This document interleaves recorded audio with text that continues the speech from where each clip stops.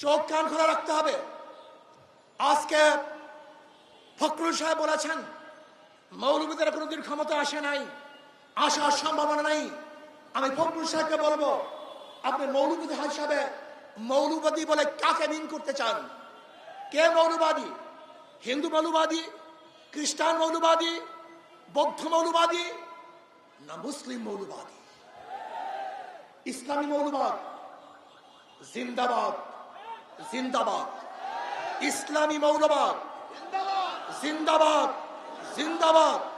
ইসলামী মৌলবাদ জিন্দাবাদ, জিন্দাবাদ। আমরা ইসলামী মৌলবাদ বিশ্বাসী। আমি মুসলমান, আমার মূল ঠিক আছে। আমি মূলকে বাদ দিয়ে রাজনীতি করতে পারি না। 92% মুসলমানদের দেশে ইসলামী মূল্যবাদকে বাদ দিয়ে, ইসলামী মূল্যবোধকে বাদ দিয়ে কেউ কোনোদিন রাজনীতি করতে পারে না, পারবে না ইনশাআল্লাহ। কাজী আপনি যে স্বপ্ন দেখাচ্ছেন মৌলবাদীর ক্ষমতা আসবে না, আসে নাই, সম্ভাবনা নাই। আর আমি উল্টো দেখছি, ইনশাআল্লাহ আগামী বাংলাদেশ ইসলামী মৌলবাদীদের বাংলাদেশ, আগামী বাংলাদেশ কোরআন ও সুন্নাহর বাংলাদেশ, আগামী বাংলাদেশ এদেশের স্বাধীনতাকামী মানুষের বাংলাদেশ, আগামী বাংলাদেশ হবে বৈষম্য বিরোধী বাংলাদেশ। অর্ধেক পাউডারে দ্বিগুণ উজ্জ্বলতা, নতুন রিন অ্যাডভান্সড অর্ধেক পাউডারে দ্বিগুণ উজ্জ্বলতা। এখানে ধনী গরিব, শিক্ষিত মূর্খ, মুসলমান, হিন্দু, খ্রিস্টান, যে জেলে, তাঁতি, কামার, মজদুর, যেই সমস্ত ব্যক্তি যেখানে যেইভাবে শ্রম দেয় না কেন, প্রত্যেকের অধিকার বাস্তবায়নের বাংলাদেশ। এখানে পুরুষদের অধিকার বাস্তবায়নের বাংলাদেশ। এখানে থাকবে মহিলাদের অধিকার, এখানে থাকবে ছাত্রদের অধিকার, এখানে থাকবে শ্রমিকদের অধিকার, এখানে থাকবে নেতর, কামার, ঋষি এবং তাঁতিদের অধিকার। এই বাংলাদেশ সবার বাংলাদেশ, এখানে ভেদাভেদ থাকবে না।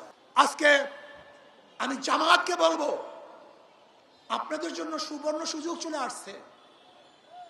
আগামীকালই নির্বাচন হবে না, হক্কানি ওলামায়ে কেরামের সাথে আপনাদের যে মতনৈক্য আছে বসে সমাধান করেন। চমৎকার এক সুযোগ, চমৎকার এক সুযোগ। দেখেন, নৈতিক ও আদর্শ মিল না থাকলে সাময়িক মিল থাকে না।